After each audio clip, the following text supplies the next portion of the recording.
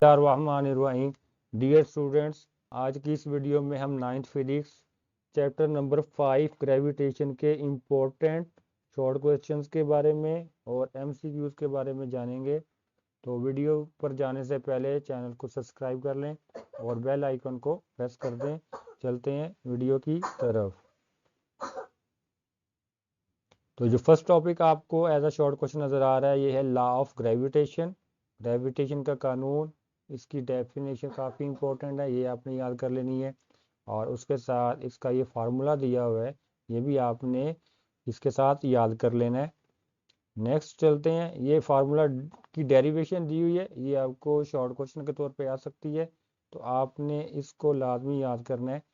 और उसके बाद यहाँ पे आपको ये ग्रेविटेशनल कांस्टेंट जी है, इसकी वैल्यू दी हुई नज़र आ रही है, तो ये एमसीक्यू के तौर पे आ जाती है, ये आपने लाजमी याद करनी है, ठीक है। और नेक्स्ट चलते हैं, इसमें ये एक शॉर्ट क्वेश्चन भी बन जाता है कि डेली लाइफ में हमें ये क्यों महसूस नहीं होता कि ऑब्जेक्ट्स एक दूसरे को खींच रहे हैं, तो इसका आंसर यहाँ पे छुपा हुआ है, तो ये आपने लाजमी करना है। तो यहाँ से शॉर्ट क्वेश्चन जो है वो बन जाता है। उसके बाद नेक्स्ट टॉपिक है law of gravitation and Newton third law of motion. इसमें से भी शॉर्ट क्वेश्चन आया हुआ है, तो आपने इसको भी एक दफ़ा व्यू कर लेना है। नेक्स्ट चलते हैं, तो यहाँ पे टॉपिक है ग्रेविटेशनल फील्ड। तो इसमें से दो शॉर्ट क्वेश्चन बड़े इंपॉर्टेंट बनते हैं। एक तो ये है कि ये नॉन कंटेंट फोर्स है ग्रेविटेशनल फोर्स, तो ये बताना होता है कि ये गैर मुत्तसिल फोर्स है, क्यों है, तो इसका आंसर यहाँ से लेकर आप यहाँ तक दे सकते हैं। और नेक्स्ट इसमें आप नीचे आए तो यहाँ पे आपको ये ग्रेविटेशनल फील्ड स्ट्रेंथ की डेफिनेशन जो है यहाँ पर मिल जाएगी, ये भी काफ़ी इंपॉर्टेंट और काफ़ी दफ़ा एग्जाम में आ चुकी है, तो ये आपने याद करनी है। नेक्स्ट चलते हैं मास ऑफ अर्थ। वैसे तो ये लॉन्ग क्वेश्चन है, लेकिन आपने इसका ये फार्मूला जो है और इसकी वैल्यू ये लाजमी याद करनी है, ये आपको शॉर्ट क्वेश्चन के तौर पे आ सकती है। उसके बाद है variation of g with altitude. तो इसमें से भी शॉर्ट क्वेश्चन आ जाता है, खासतौर पे इसका जो फार्मूला है, और ये क्वेश्चन बन जाता है कि एल्टीट्यूड के साथ बुलंदी के साथ जी की वैल्यू में क्या चेंज आता है, तो उसका आंसर इस फार्मूले में छुपा हुआ है। तो आप ये फार्मूला लिख देंगे तो आपको नंबर पूरे मिल जाएंगे। उसके बाद नेक्स्ट चलते हैं, यहाँ पे आपको एक बॉक्स नज़र आ रहा है जो कि बड़ा इंपॉर्टेंट है। इसमें मुख्तलिफ ऑब्जेक्ट्स के जैसे सूरज है, सन है, उसकी जी की वैल्यू दी हुई है, मरकरी की दी हुई है, तो इसमें से एमसीक्यू बना हुआ है, तो ये आपने लाजमी कर लेना है। और उससे ऊपर भी आपको एक बॉक्स नज़र आ रहा है, इसमें आपने ये पहले दो क्वेश्चन लाजमी करने हैं, ये आपको कंसेप्चुअल क्वेश्चन के तौर पे इस दफ़ा एग्जाम में पूछे जा सकते हैं। नेक्स्ट टॉपिक है आर्टिफिशियल सैटेलाइट्स।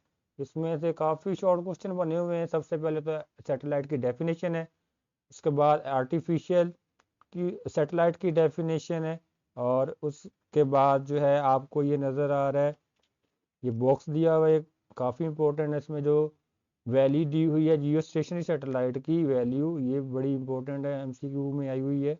और इसी तरह ये एक और बॉक्स आपको नज़र आ रहा है यहाँ पे, जीपीएस या ग्लोबल पोजीशनिंग सिस्टम क्या होता है, ये क्वेश्चन काफ़ी दफ़ा आया हुआ है। और इसके साथ ये कुछ वैल्यूज़ हैं कि ये सिस्टम 24 सैटेलाइट्स पर मुश्तमिल होता है, ये पूछा जा सकता है। और ये भी पूछा जा सकता है कि इनकी रफ्तार कितनी होती है, तो ये सारी वैल्यूज बड़ी इंपॉर्टेंट है शॉर्ट क्वेश्चंस के लिहाज से।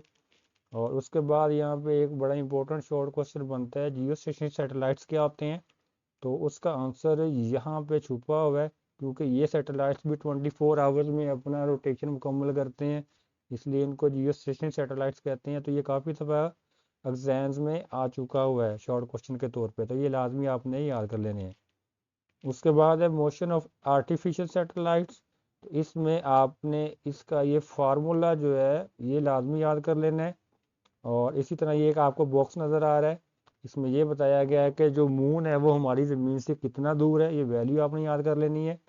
और ये कितने दिनों में एक रेवोल्यूशन ज़मीन के गिर्द मुकम्मल करता है, ये भी वैल्यू आपने याद कर लेनी है। और ये उसके बाद समरी आ जाती है, तो ये जैसा आप रीड कर लें, इसमें डेफिनेशन वगैरह भी मोस्टली होती हैं, फार्मूलाज दिए होते हैं। और उसके बाद आ जाते हैं जी एक्सरसाइज, उसमें सबसे पहले एमसीक्यूज़ है, तो ये एमसीक्यूज़ आपने लाजमी तैयार करने हैं, इसमें से बोर्ड एग्जाम में लाजमी पूछा जाता है। और इसके MCQ भी थोड़े कम ही है। और नेक्स्ट उसके बाद क्वेश्चन 5.2 है, ये शॉर्ट क्वेश्चन है, बड़ा ही इंपॉर्टेंट शॉर्ट क्वेश्चन है। और उसके बाद ये 5.3 रहने दें। उसके बाद 5.4 बड़ा इंपॉर्टेंट शॉर्ट क्वेश्चन है। और उसके बाद ये 5.5 स्किप कर दें। उसके बाद 5.6 बड़ा इंपॉर्टेंट शॉर्ट क्वेश्चन है। और 5.7 ये भी काफ़ी इंपॉर्टेंट शॉर्ट क्वेश्चन है। और 8 भी इम्पोर्टेंट है, 9 भी इम्पोर्टेंट है, 10। और ये सारे आपको जो क्वेश्चन फर्दर नज़र आ रहे हैं ये काफ़ी इंपॉर्टेंट है।